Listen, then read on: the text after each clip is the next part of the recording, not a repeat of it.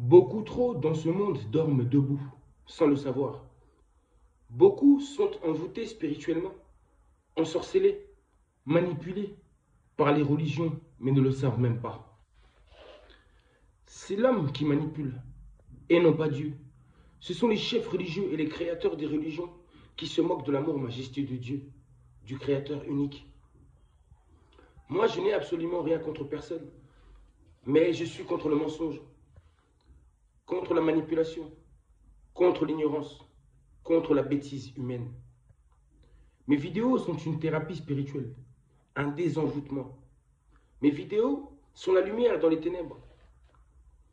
Car vous savez, l'esprit de vérité me contrôle, me possède, et se sert de moi comme un véhicule, comme un transmetteur, comme son serviteur et son représentant.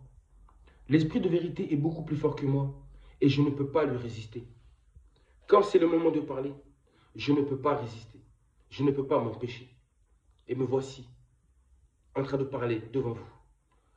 Parfois, j'ai peur de prendre des risques en vous disant toutes ces choses, en vous révélant toutes ces choses cachées. Oui, peur de me faire des ennemis, peur que me fasse du mal, parce que je dis des choses qui dérangent. Mais la vérité, elle n'a peur de rien, car elle est toute puissante et si têtue.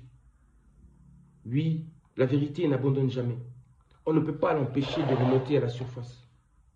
Ma vie a été sacrifiée par la vérité. Alors surtout ne me voulez pas. C'est pour votre bien que l'esprit de vérité m'envoie vers vous. Lors de la vidéo précédente, je l'ai bien dit. Je l'ai dit que le concept du jour du Seigneur a été inventé par les hommes. Ce sont les hommes qui ont inventé ça. Tout comme ce sont les hommes qui ont inventé ces livres. La Bible, le Coran et la Torah.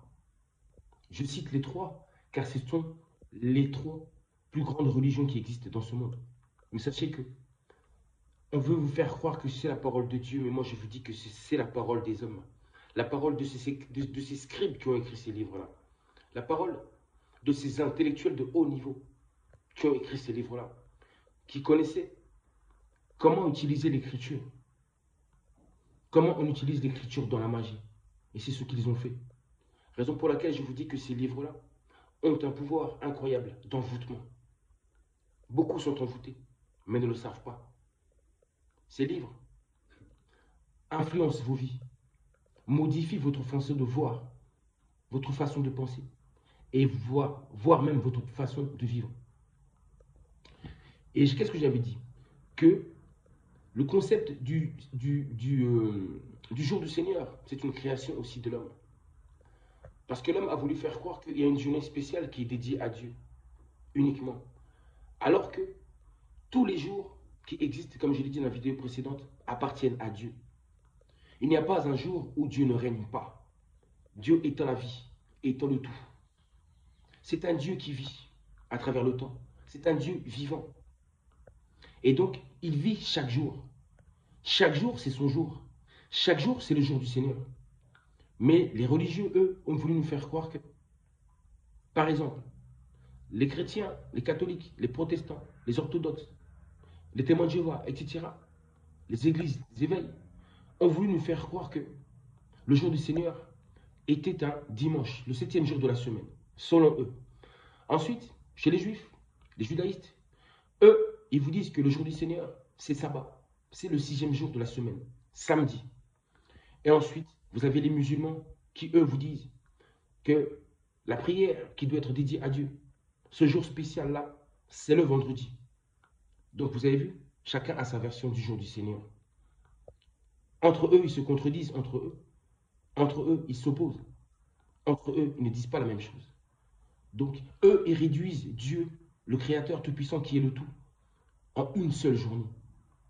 Alors que lui, tous les jours de la semaine appartiennent à Dieu. Du premier jour au 7e jour de la semaine, tout cela appartient à Dieu. Les mois appartiennent à Dieu, les années, les siècles, ainsi que l'éternité.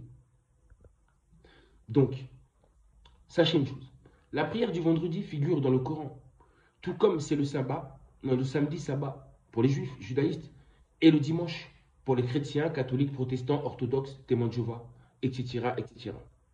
Donc, voici ce qui est écrit dans le Coran à propos de la prière du vendredi. et selon les musulmans. Voici ce qui est écrit.